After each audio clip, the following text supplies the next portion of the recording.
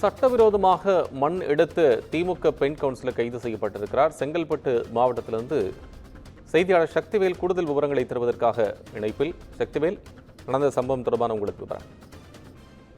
நிச்சயமாக வணக்கம் கோபால். செங்கல்பட்டு நகர போக்குவரத்து நெரிசலை குறைக்கும் பொருட்டு நேதாஜி நகர் பகுதியில் புதிய பேருந்து நிலையம் அமைக்கும் பணி நடைபெற்று வருகிறது. இந்த பேருந்து நிலைய கட்டுமான பணிக்காக செங்கல்பட்டு அடுத்த பொன்விளைந்த களத்தூர் பகுதியில் உள்ள ஏரியிலிருந்து மண் எடுத்து கொள்ள மாவட்ட ஆட்சியர் உத்தரவின் பெயரில் மண் எடுக்கப்பட்டு வருகிறது. இதனை எஸ்ஆர் குரூப்ஸ் என்ற தனியார் நிறுவனம் ஜேசிபி இயந்திரம் மற்றும் லாரிகள் மூலம் மண்ணை எடுத்து புதிய பேருந்து நிலையம் கட்டுவதற்கு பயன்படுத்தி வருகின்றனர்.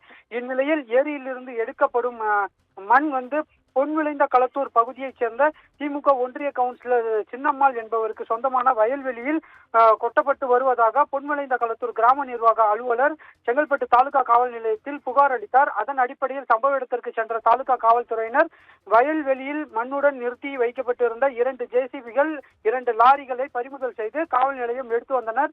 இந்த சம்பவம் குறித்து வழக்கு பதிவு செய்த செங்கல்பட்டு தாலுகா போலீசார் திமுக ஒன்றிய கவுன்சிலர் சின்னம்மாளை கைது செய்தனர்.